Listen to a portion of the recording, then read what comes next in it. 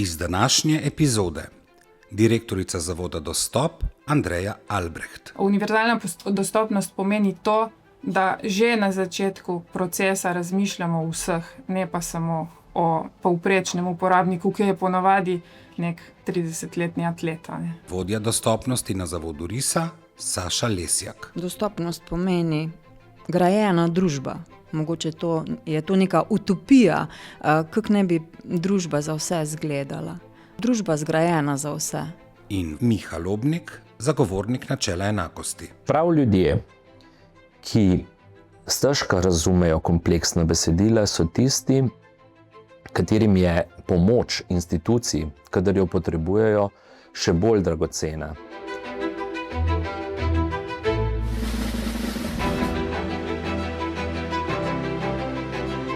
Podcast zagovornika načela enakosti.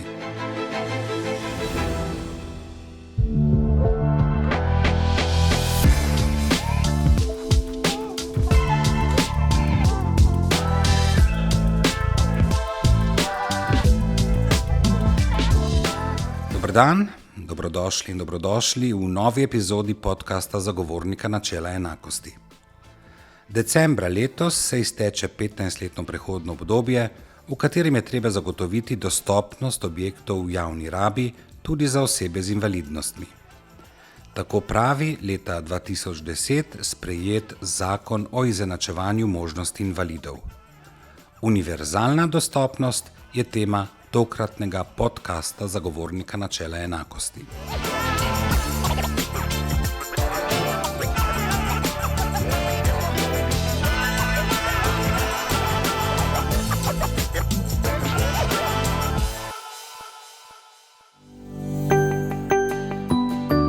ABC varstva pred diskriminacijo.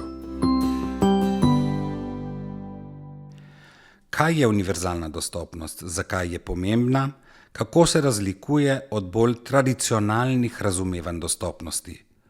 Po odgovore smo se odpravili na Zavod Dostop v Ljubljano. Pogovarjali smo se z direktorico Andrejo Albrecht. Ja, ko govorimo o univerzalni dostopnosti, govorimo o tem, da načrtujemo in oblikujemo in vzdržujemo prostore tako, da jih lahko uporabljajo vsi. Se pravi, ne glede na to, ali lahko hodijo, ali lahko vidijo, ali lahko slišijo, ali pa ne. Se pravi, moramo imeti zelo širok spekter teh uporabnikov, na katere pomislimo, ko načrtujemo prostore. Tako čist tak praktičen primer, vsako grajeno okolje je nekako že prilagojeno, ne? Ker če pomislimo, ne vem, v naravnem okolju imamo neko skalno steno, čez katero recimo lahko gre nek športnik, mogoče kakšen otrok, dosti nas pa ostane spodaj pod to steno. Čim smo mi začeli graditi okolje, smo že začeli prilagajati. In včasih smo to tako delali, da smo delali na primer stopnice, ne? Ker so bile te skupine, na primer ljudje na vozičkih, so bili odrinjeni na obrobje, ne? Zdaj smo pa pač sprejeli tudi konvencijo o pravicah invalidov in smo se kot družba zavezali, da bomo vsem omogočili enakovreden dostop. To pomeni, da bomo ne gradili ne samo stopnic, če vzamemo ta primer, ampak moramo poskrbeti tudi za dvigalo, tudi za klančino, tudi, da bodo tudi ljudje, ki recimo ne morejo hoditi, pa uporabljajo pripomočke za hojo, lahko prišli gor na to skalno polico, na primer, ne.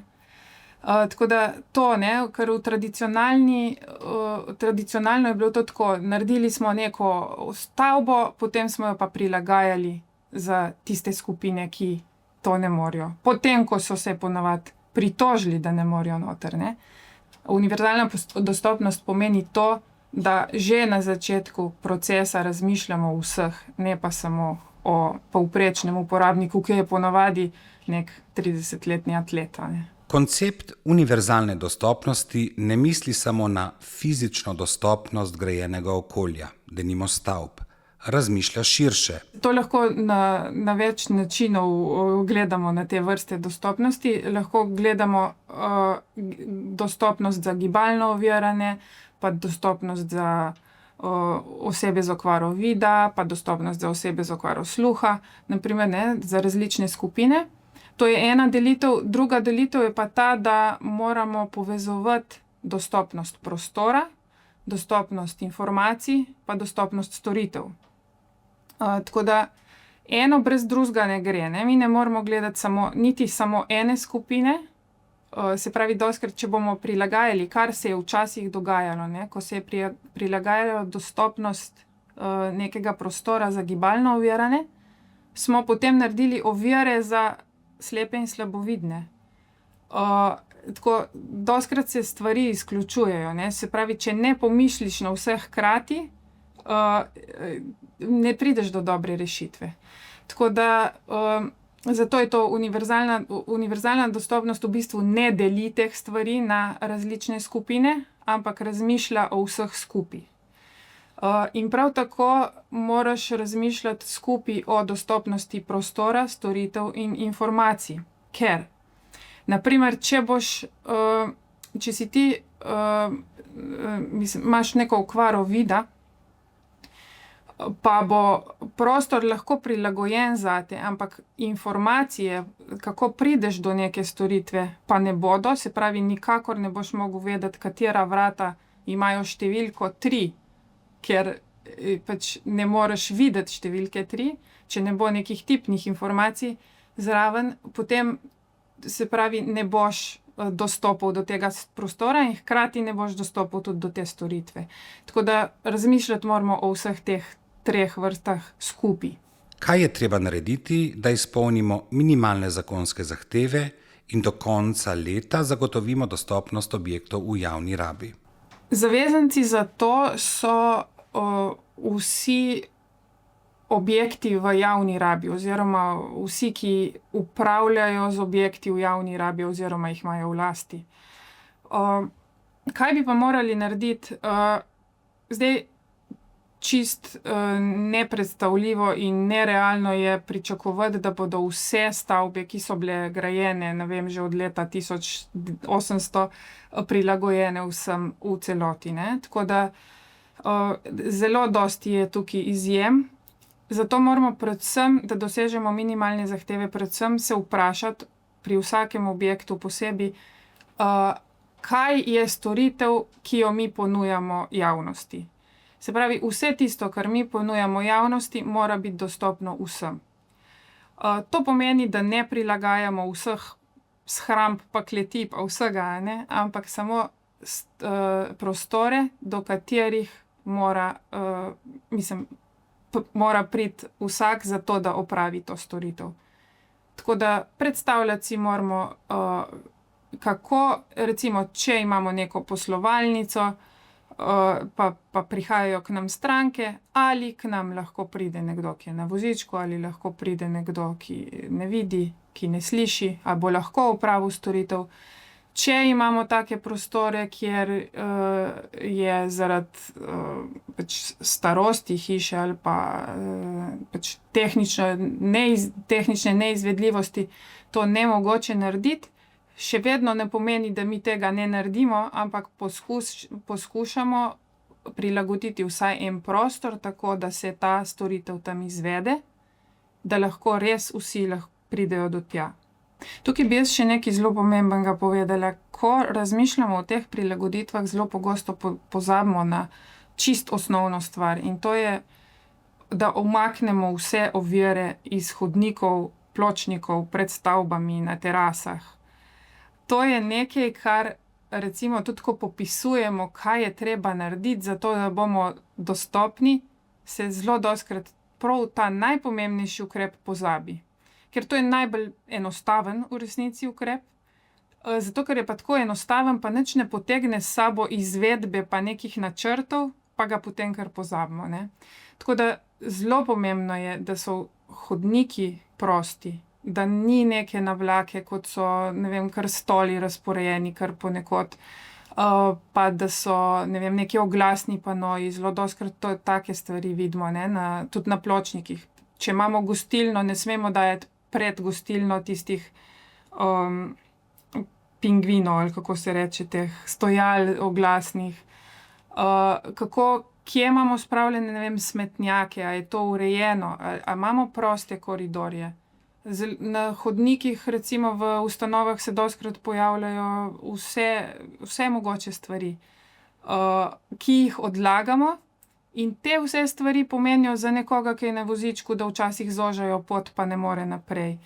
Za nekoga, ki hodi z belo palico, pa uporablja rob hodnika za vodenje, pomeni, da tam tudi ne more mimo teh ovir. Dostikrat so take ovire, da se spotikamo, če jih ne vidimo.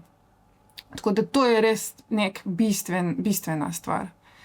Druga stvar, na katero bi pa opozorila, pa tudi je zelo taka spregledana, so pa tudi oprijemala. Oprijemala, na primer, so ena taka stvar, na katero tudi ne pomislimo, ne? Se pravi, rečemo, pomislimo, gibalno ovirani so ljudje, ki uporabljajo invalidski voziček. V resnici je veliko gibalno oviranih tudi tistih, ki težko hodijo, pa hodijo po stopnicah. Tudi evakuacija vedno poteka po stopnicah, tako da in to, ko pregledujemo tako stavbe, zelo dostikrat vidimo, da so oprijemala neprimerna ali pa jih sploh ni. In to je ena taka stvar, ki je koristna res za vse in je nujna, sploh pri evakuaciji. Je pa taka spet spregledana, no? Pri tem, ko gledamo, so klančine ali so dvigala, moramo nujno pogledati tudi oprijemala.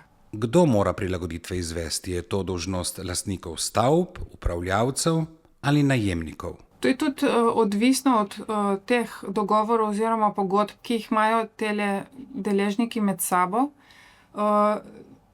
Ponavadi je tako, da lastnik mora zagotoviti to, kar je gradbenega, se pravi, ne vem, klančine, dvigala, take stvari, ki so bolj povezane z gradnjo.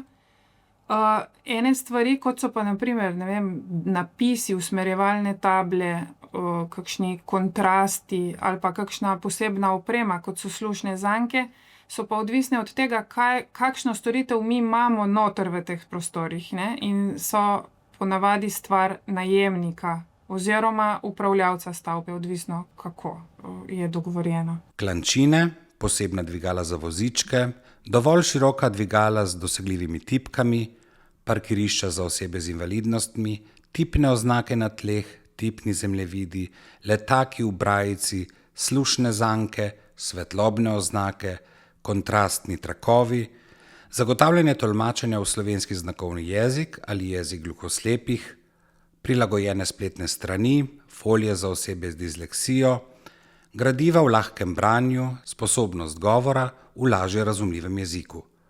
To je samo nekaj v nizu razumnih oziroma primernih prilagoditev, s katerimi dosegamo univerzalno dostopnost. Seveda ne moremo uvesti vseh prilagoditev hkrati, zato je dobro razmisliti, s katerimi lahko dosegamo največje učinke in tiste uvesti najprej. Za nasvet se lahko obrnemo na Nacionalno svetovalno in informacijsko točko za vprašanje o dostopnosti vseh objektov v javni rabi. Točka deluje v okviru Urbanističnega inštituta na spletnem naslovu infotocka.dostopnost.si. infotocka.dostopnost.si. Pomagajo pa tudi pri Zavodu Dostop. Ja, na nas se zavezanci obračajo predvsem zato, ker ne vejo, kaj vse je tisto, kar je treba. Kot sem že prej rekla, je veliko stvari takih, da pač moraš precej poznati tematiko, da veš presoditi, kaj je nujno, kaj pa ni tako nujno, oziroma kaj je res uporabno in je treba narediti. Zato mi v bistvu pregledamo objekt, pri tem uporabljamo standard SIST ISO 21542, ki je osnovni standard za dostopnost pri nas. Seveda je pa ta standard napisan za novogradnje, kar pomeni, da moramo pri tem presojati, kaj od tega res mora biti izvedeno in kje so dopustne kakšne druge rešitve. Tako da v bistvu mi skušamo biti pri tem zelo praktični, kajti ljudje se na nas obračajo tako bolj v neki stiski, ker ne vejo, kaj lahko naredijo in kaj sploh je možno narediti. In poskušamo res najti rešitve, ki so za uporabnike najbolj uporabne in da so še vedno v okviru zakonskih zahtev in teh standardov. Tako da res je čist različno, tudi na različen način pristopamo k stavbam, ki so bile zgrajene kasneje in bi morale že imeti upoštevane neke stvari, ali pa pri nekaterih starejših stavbah, ali pa naprimer pri gradovih, pa takih stavbah, ki so bile grajene v čist nekem drugem času in so še zavarovane s predpisi o kulturni dediščini.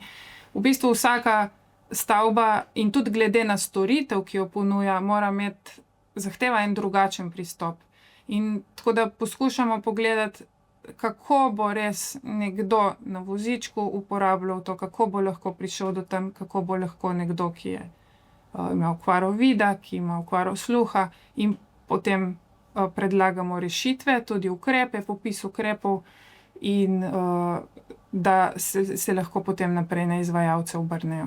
Pred časom so zaključili projekt Univerzalna dostopnost in kulturna dediščina. Bistveno, kar smo ugotovili pri tem, je, da manjka komunikacije med različnimi deležniki pri tem. Bistveno za zagotoviti dostopnost v takih starih stavbah, ki so zavarovane, je to, da sodelujejo med seboj tisti, ki varujejo to dediščino, se pravi konzervatorji oziroma soglasodajalci tudi. Tisti, ki želijo preurediti stvari, naprimer arhitekti, pa naročniki, tisti, ki delajo, se pravi projekte prenove, in svetovalci za dostopnost oziroma direktni tudi uporabniki tega, ne. Problem je v tem, da dostikrat se naredi prenovo, brez da bi vključili kogarkoli, ki skrbijo za kulturno dediščino, seveda najprej dajo mnenje, da tega pa tega se ne da narediti. Če na drugi strani ni nekoga, ki bo rekel, da to pa je res treba narediti, potem se pač to ne bo izvedlo. Zdaj, če pa je na drugi strani nekdo, potem se pa začne ta dialog, a ne.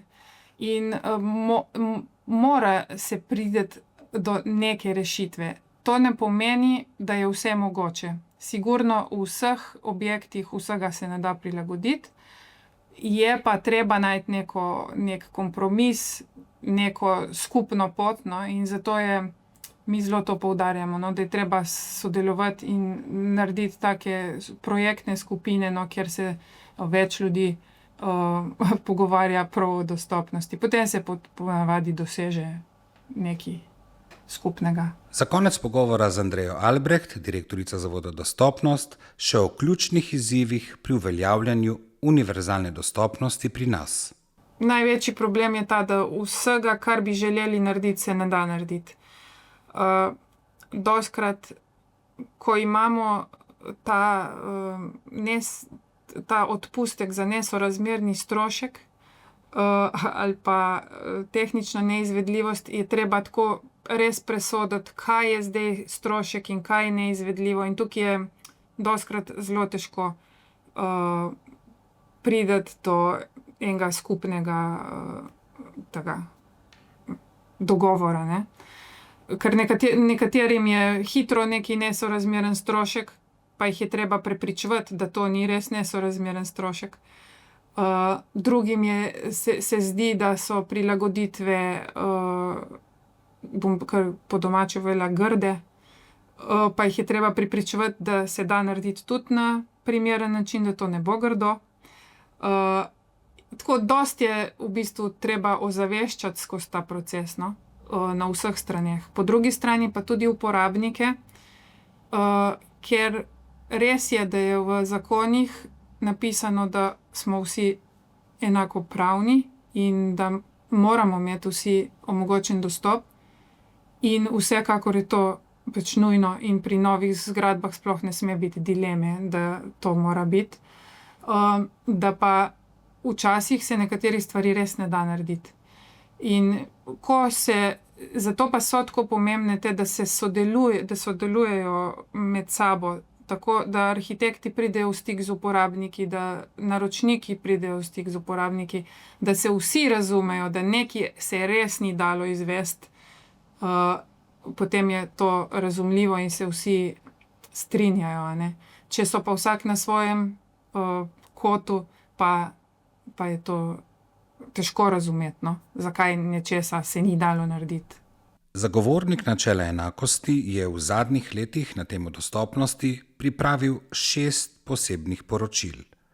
Preveril je dostopnost avtobusnih prevozov in izobraževalnih ustanov za gibalno in senzorno ovirane, nedostopnost objektov v javni rabi za gibalno ovirane ter različne vidike dostopnosti v pregledu izpolnjevanja obveznosti, ki jih je Republika Slovenija sprejela leta 2008, ko je ratificirala Mednarodno konvencijo o pravicah invalidov. Vsa posebna poročila so na voljo na spletni strani zagovornika na naslovu www.zagovornik.si. www.zagovornik.si. Univerzalna dostopnost, o kateri teče beseda danes, vključuje vsaj fizično dostopnost grajenega okolja in prevozov, digitalno dostopnost spletnih strani, aplikacij in digitalnega okolja in komunikacijsko dostopnost, ki omogoča, da lahko ljudje sprejemajo, razumejo in izražajo informacije na njim prilagojen način. Da bi bolje razumeli koncept univerzalne dostopnosti, smo se zapeljali do Slovenj Gradca. Tam deluje Zavod RISA, ki se med drugim ukvarja z razvijanjem lahko razumljivega jezika in lahkega branja. Sprejela nas je vodja dostopnosti na Zavodu RISA, Saša Lesjak. Poglobljeno o diskriminaciji. Kako kot vodja dostopnosti pri Zavodu RISA razumete dostopnost? Kaj sploh pomeni univerzalna dostopnost? Za mene pa za sodelavce pri Zavodu RISA dostopnost pomeni grajena družba. Mogoče je to neka utopija, kako ne bi družba za vse izgledala. Družba zgrajena za vse. Recimo z vidika različnih vrst dostopnosti, da imajo ljudje, ne glede na to, kakšne oviranosti imajo, dostop do vsega enako kot ljudje brez oviranosti.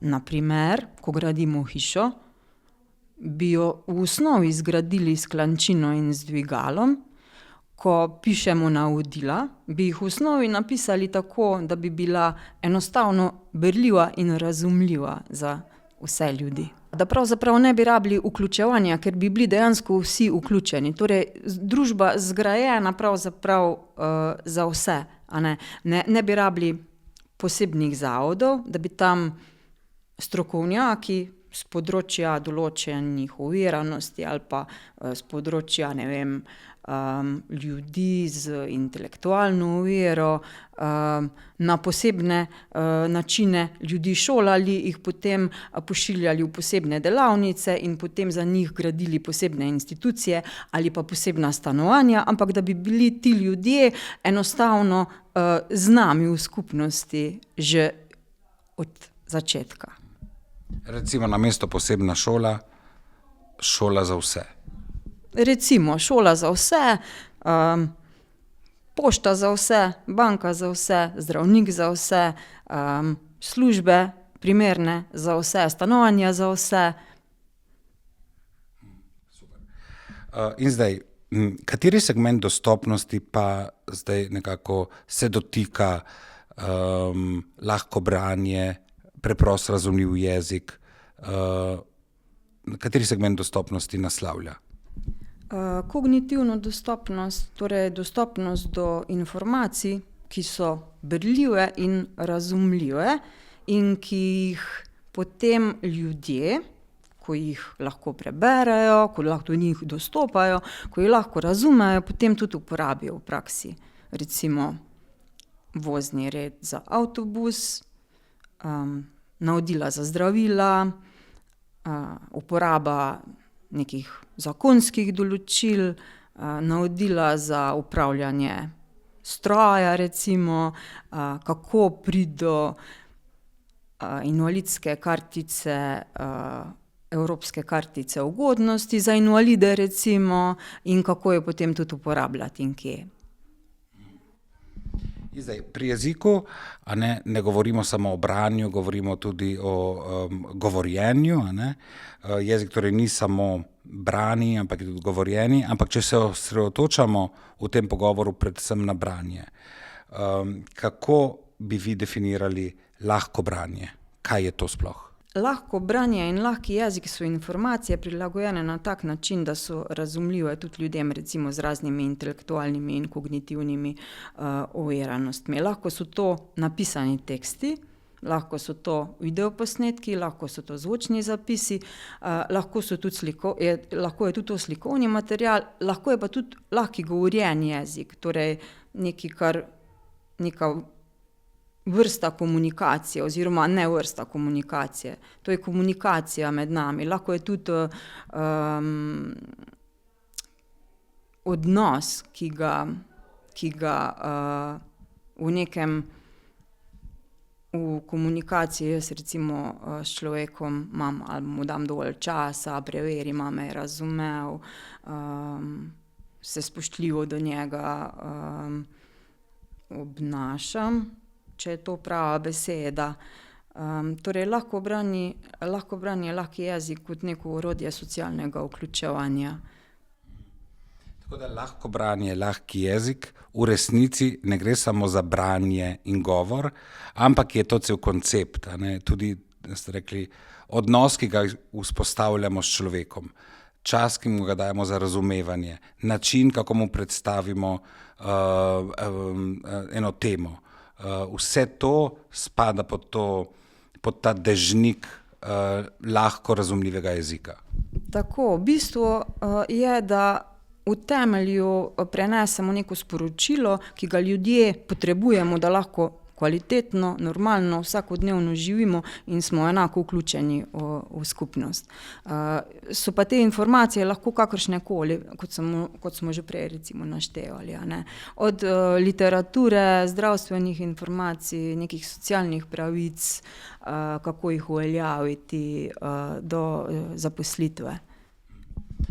Komu je namenjeno lahko branje, komu je namenjen ta lažji jezik in kakšne koristi prinaša?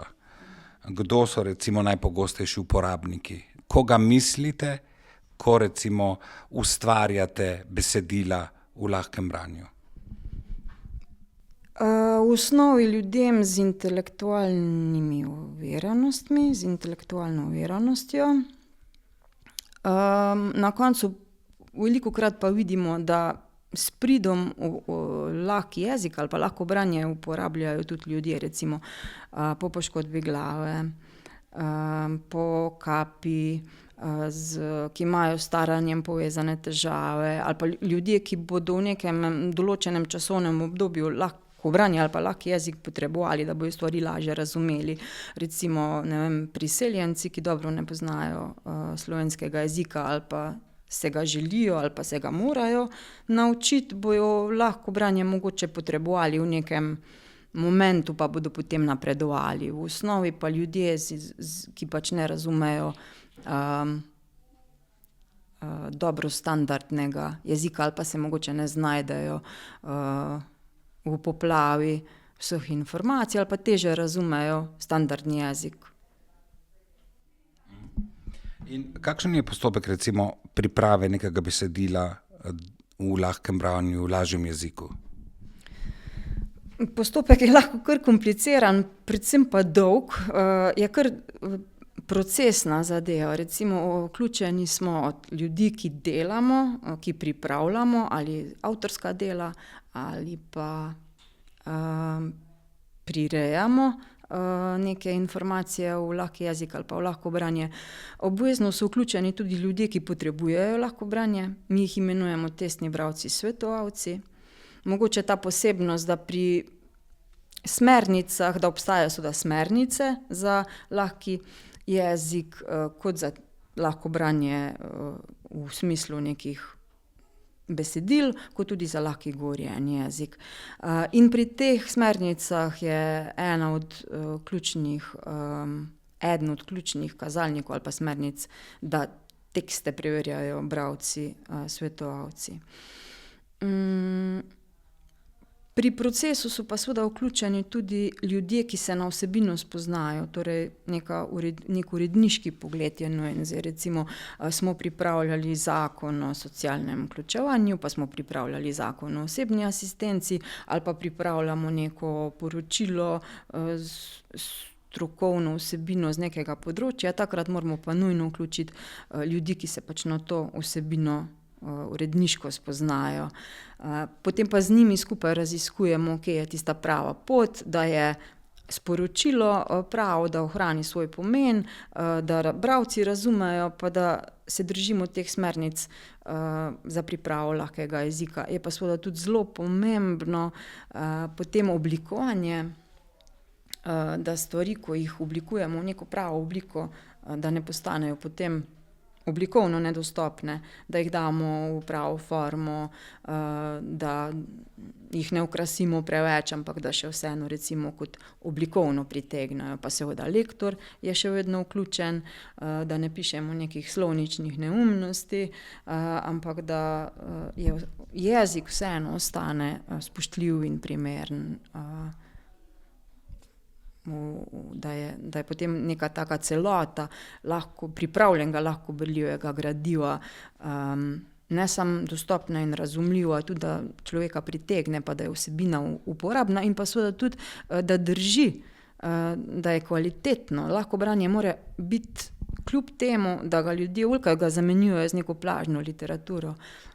Mi pa z temi našimi vzori priprave lahkega branja želimo, da je tudi vsebina kvalitetna, da dobimo neko sporočilo, da ohrani neko informacijo, ki jo želimo prenesti do poslušalca ali pa bralca. Kako po vašem mnenju lahko branje prispeva k neki večji socialni vključenosti, recimo ranljivih skupin? Imate kakšen primer recimo dobre prakse, kjer je taka dostopnost prinesla neke oprijemljive spremembe? Lahko vam recimo čist konkretne primere, par primerov iz prakse povem. Človek, ki je že imel izkušnjo branja, pa je zaradi neke situacije izgubil, se je na primer, ko je naš časopis lahko bral, ker so pač večje črke, krajši stavki, bolj prilagojena vsebina, se je zjokal, ker je ta občutek, da je zdaj nekaj izgubil, dobil nazaj. Fant srednješolski ni mogel prebrati čtiva, ki je bilo obvezno za dokončanje ali pa za delo v srednji šoli, je s pomočjo lahkega branja prebral prvo zares pravo knjigo, ne bom pozabil, ko je mi pritekel nasproti s knjigo v rokah, zdaj sem prebral prvo knjigo. Tretji primer, recimo testna bralka, svetovalka, ki je pri knjigi sodelovala, prvič je bila vključena v pripravo procesa, je sooblikovala vsebino za avtorico romana in seveda je bila to prva knjiga, čisto prva tudi za nas, avtorska, in nekako še nismo znali prav ljudem razložiti, kaj bo iz tega nastalo, ampak ko pa smo iz tiska prinesli toplo knjigo z krasnimi platnicami, z njihovimi imeni v knjigi, je bilo pa to tudi za njo neko razodetje. Pa še kak primer, recimo kolegi iz ene organizacije so nas prosili, če njihove vrednote organizacije pripravimo v lahkem branju, in ko smo to naredili, so bili tudi skoraj tako malo šokirani, so pa rekli, zdaj pa mi tudi razumemo, kaj so naše vrednote. Tako nekako neke stvari, ki se nam zdijo samoumevne, jih ponavljamo, pa dostikrat ne preverjamo, jih ljudje zares razumejo. Od tega, da so ljudje spoznali postopke, kako si naj uredijo kartico, to invalidsko kartico za evropsko kartico za invalide ali pa kako si naj brezplačno karto za javni prevoz uredijo ali pa skuhajo si nekaj s pomočjo nekega preprostega recepta. Neke čisto vsakodnevne stvari, ki so nam samoumevne, doskrat pa ne pa vsem. Torej lahko branje v tem smislu tudi omogoča neko neodvisno pa samostojno življenje ljudem, ki se mogoče niso še imeli priložnosti naučiti ali pa izkusiti tega samostojnega življenja v skupnosti. In s pomočjo tega orodja socialnega vključevanja zdaj tudi lahko recimo izvedo ali si pomagajo. Seveda tudi spravo neko z drugo podporo v skupnosti. Ampak definitivno na primerih vidimo, da ljudem pomaga. Ne samo, da lahko nekaj prebere, ampak tudi, da lahko razumejo in potem to uporabijo v vsakodnevnem življenju. Katerim inštitucijam, ustanovam, organizacijam bi torej priporočali, da se naučijo lahkega branja in proizvajajo tekste v lahkem branju, v preprostem jeziku? Priporočali bi ga kar vsem, torej vsem, ki se ukvarjajo z ljudmi, ker je to pač temelj komunikacije, ker tako sem prej rekel, ne gre samo, da je nekaj napisano v lahkem branju, izvolite, zdaj pa si preberite, pa greste po svojem, pa gre tudi za odnos, da sem jaz tisti posameznik, ki bom nekemu drugemu posamezniku podpora pri tem, da bo stvari razumel in si nekaj uredil, uveljavljal svojo pravico, lahko samostojno živel. Torej, ne vem, začeli bi lahko kar z ministrstvi, recimo, ki upravljajo zakonodajo in pa z nekimi zakonskimi regulativami upravljajo, da lahko ljudje uresničujejo potem te svoje pravice. Če gremo zdaj vprašati na pošto, na center za socialno delo, na banko, ne vem, na državne neke urade, finančne, v zdravstveni dom, a bi vi delali lahko branje, bojo vsi vprašali, kaj pa to sploh je, zakaj pa bi mi to sploh rabili,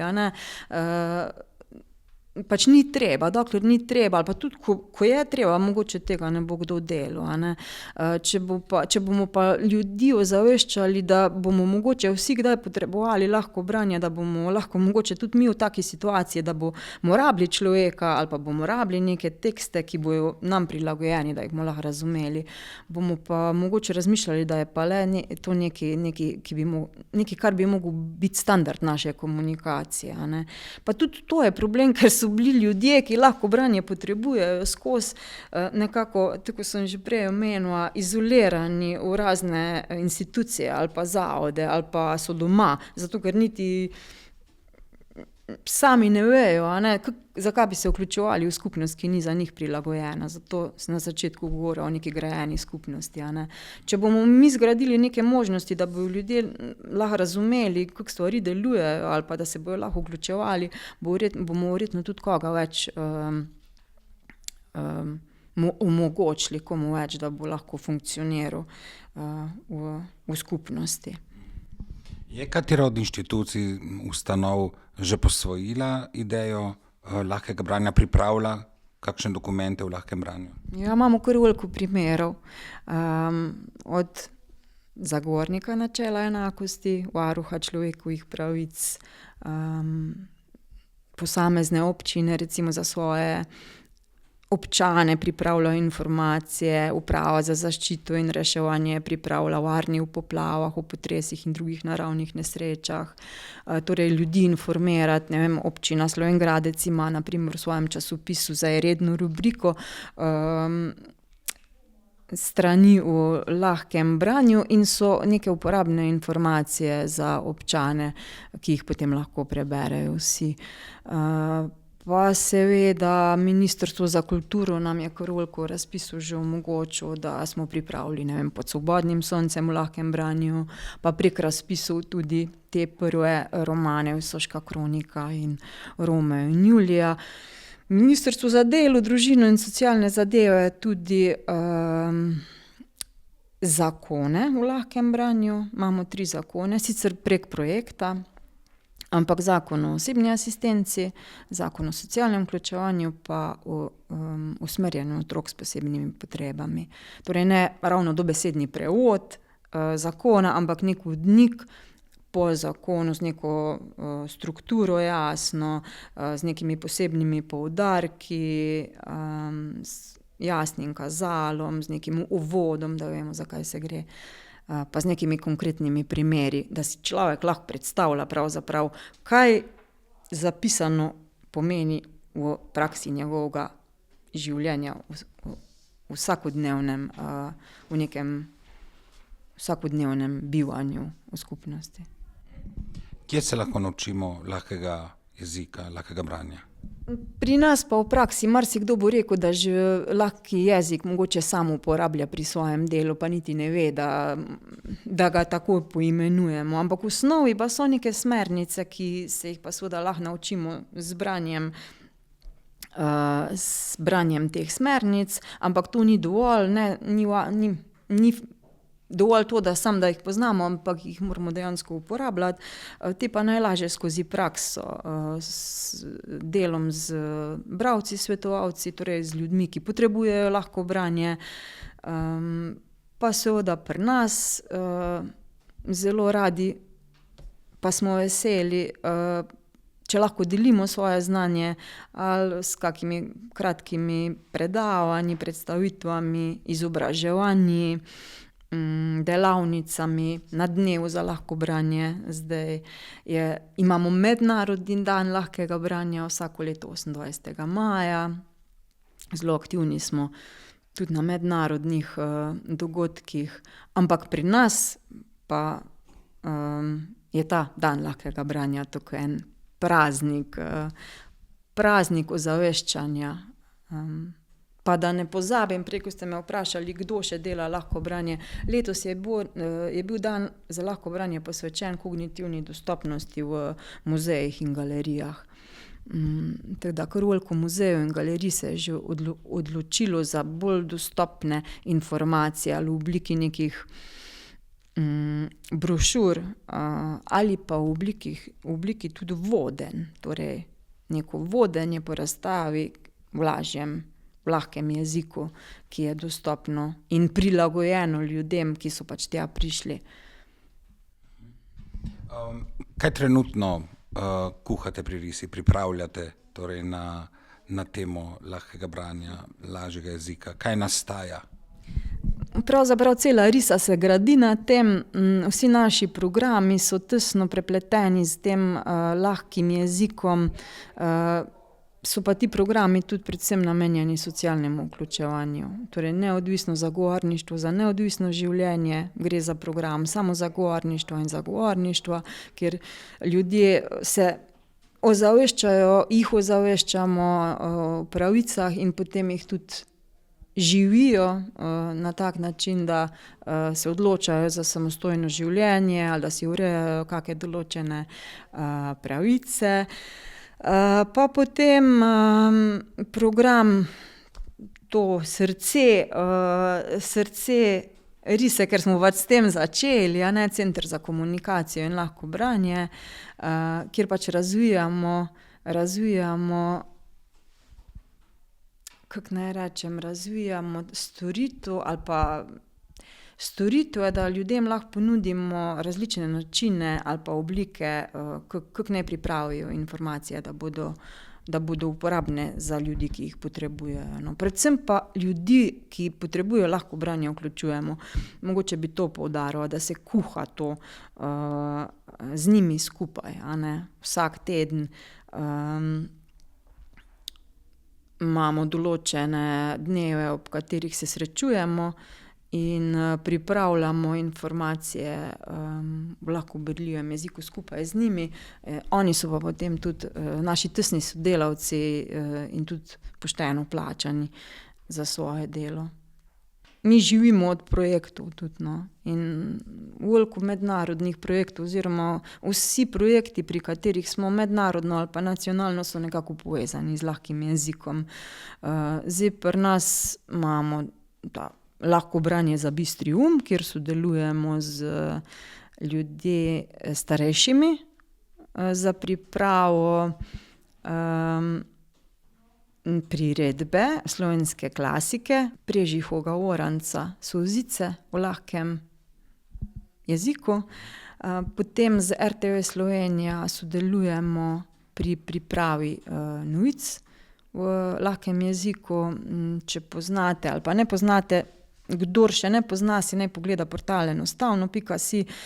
Tam so novice v lažje razumljivem jeziku, ker niso vse testirane z bralci, ampak zdaj bomo mi z našo pomočjo, pa s pomočjo naših bralcev bomo te novice nekako po smernicah prevetrili in jih seveda izboljšali njihovo dostopnost na tak način, da bomo preverili, ali so razumljive. Hkrati pa tudi nastaja en tak mini priročnik o teh izrazih, ki jih mi dnevno pri socialnem vključevanju uporabljamo in bi radi, da jih tudi ljudje, da nekako se dogovorimo, katere izraze bomo uporabljali in kaj pomeni lahki jezik, kaj pomeni lahko branje, kakšna je razlika med lahkim branjem pa preprostim jezikom, pa kaj pomeni to socialno vključevanje. Tudi mi si želimo, da bi ljudem pravzaprav praktično prikazali, pa z svojim delom, pa z svojim vzorom, kaj to dejansko pomeni.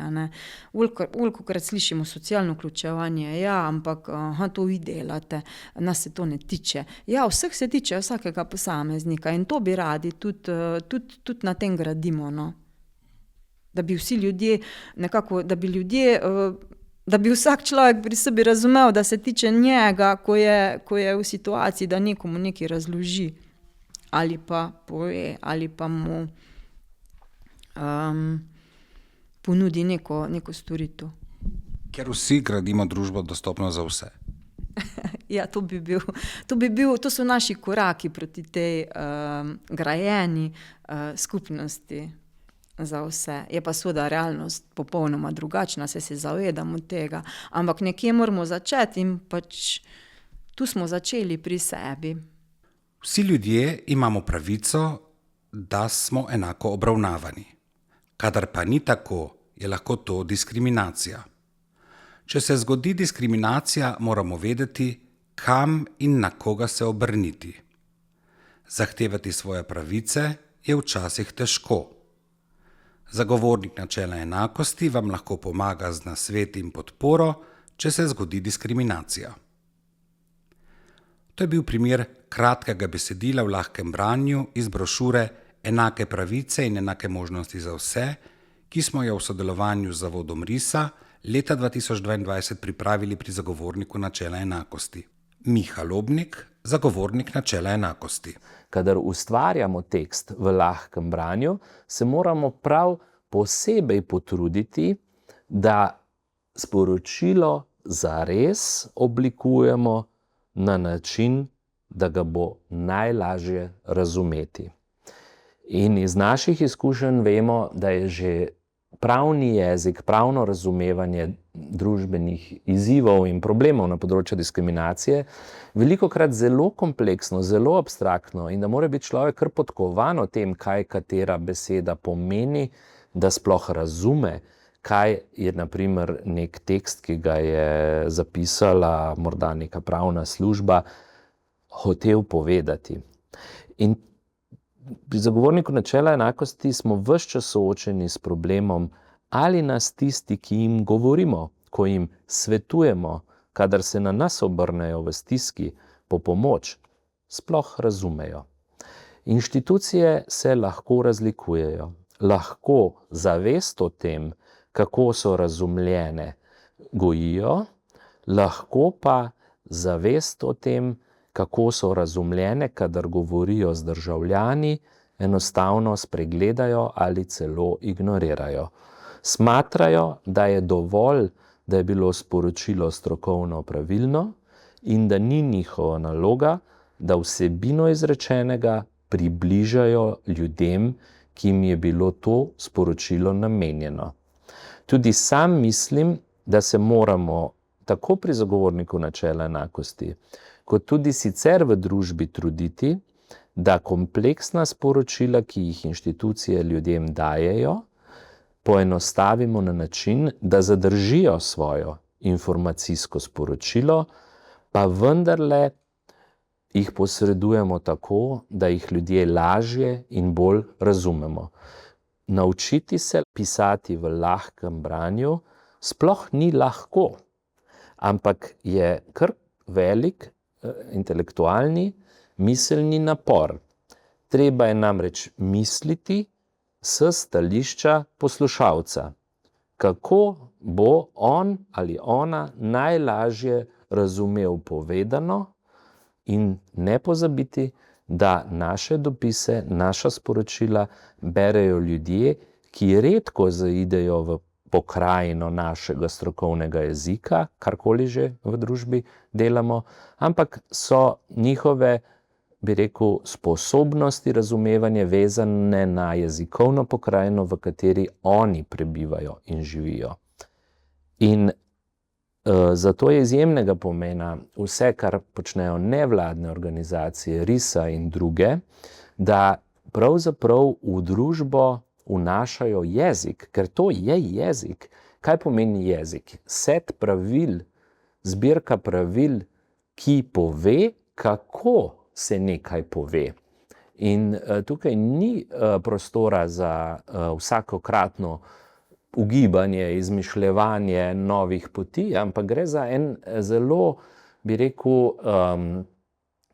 povezan način, kako se to dela, in tega se je treba učiti, in k pisanju za lahko branje je treba spodbujati institucije, potem pa je treba ta jezik tudi znati. Tako da izjemno pozitivno ocenjujem vse, kar se v zvezi s tem dela na področju nevladnih organizacij, in tudi vse, ki so se odločili svoje nasvete, ki jih nudijo na primer v imenu države, prevajati v lahki jezik. Namreč prav ljudje, ki stežka razumejo kompleksna besedila, so tisti, katerim je pomoč institucij, kadar jo potrebujejo, še bolj dragocena. Težko sami razberejo iz različnih strokovnih zapisov, kako si v določenih življenjskih situacijah lahko pomagajo, kako se uredi kakšna stvar na upravni enoti. Lahko imajo eno od oviranosti, ki jim po konvenciji o pravicah ljudi z invalidnostmi tudi pripada varstvo, v smislu, da imajo določene težave v intelektualnem razvoju, v razumevanju, in tudi njim je ta smiselna prilagoditev priprava takega javnega prostora, v katerem se bodo znali gibati na način, da bodo znali razumeti, kaj jim inštitucije govorijo, uporabljati rešitve, ki za njih obstajajo, in za njih je to lahko branje izjemnega pomena in predstavlja še eno od potrebnih in nujnih smiselnih prilagoditev v družbi, da bi vključevala tudi ljudi z drugačnimi posebnimi potrebami. Če vas zanima več o lahkem branju, obiščite spletno stran zavoda RISA. Nahaja se na naslovu risa.si. risa.si.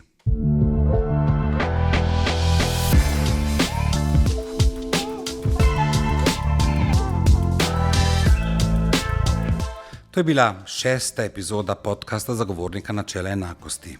Z vami sta bili direktorica zavoda Dostop Andreja Albrecht in vodja dostopnosti na zavodu RISA Saša Lesjak. Podcast sem povezoval Mitja Blažič. Vabljeni, da nas spremljate tudi v prihodnje, najdete nas na vseh platformah za pretočne vsebine, ne pozabite nam slediti tudi na družabnih omrežjih Facebook, Instagram, X, LinkedIn. Lahko nam tudi pišete na podcast@zagovornik-rs.si. podcast@zagovornik-rs.si. Kmalu se spet slišimo.